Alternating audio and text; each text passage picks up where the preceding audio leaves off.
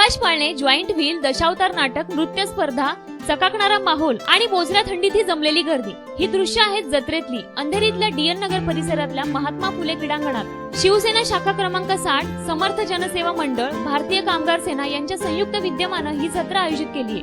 17 वर्ष आम्ही पाहत आहोत. प्रतिवर्षी या जत्रोत्सवाची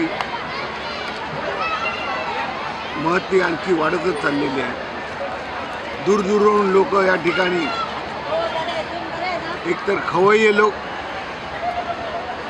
खाद्यपदार्थ, मालवणी खाद्यपदार्थ किंवा कोकणी खाद्यपदार्थ या ठिकाणी खाण्यासाठी येतात. त्याचा उद्देश असा की कोकणातल्या उत्पादनाला कुठेतरी बाजारपेठ मिळावी आणि तिथले जे कारागीर आहेत आणि जे उत्पन्न करतात त्यांना कुठेतरी हा मुंबईमध्ये एक बाजारपेठ मिळून त्यांचा उदरनिर्वाह चालू दे, हा मागची संकल्पना होती. एवढंच नाही तर ही जत्रा खवय्यांसाठी पर्वणीच आहे.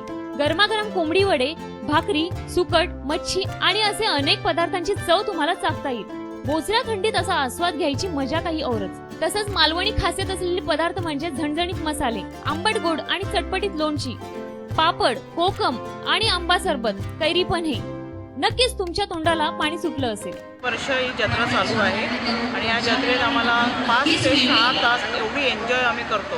आम्हाला जास्त करून सुकी मच्छी, बांगडे, सुके बोंबी, जवळा हे आम्ही जास्तीत जास्त घेतो. जत्रेत मनोरंजनासाठी विविध खेळ आयोजित करण्यात आले. लहान मुलांचे नृत्य तर या जत्रेचे आकर्षण आहे. महिलांसाठी फक्त 10 रुपयात 5 पैठणी साड्या असा लकी ड्रॉ सुरू केलाय. जत्रोत्सवात येणाऱ्यांसाठी येळकोट येळकोट जय मल्हार खंडोबाच्या भव्य मंदिराची कलाकृती उभारण्यात आली आहे. मेन तर ॲक्च्युली दरवर्षी सगळंच नवीन असतं. मेनली आम्हीकडे तर कोंबडी वडे खायला आणि सगळे प्रोग्राम एव्हरी इयर चांगले असतात माझ्या बिल्डिंगचे आणि आम्ही स्पेशली दरवर्षी बिल्डिंगच्या कार्यक्रमामध्ये डान्स करायला. खरंच मुंबईसारख्या शहरात भरलेली ही जत्रा क्वचितच पाहायला मिळते.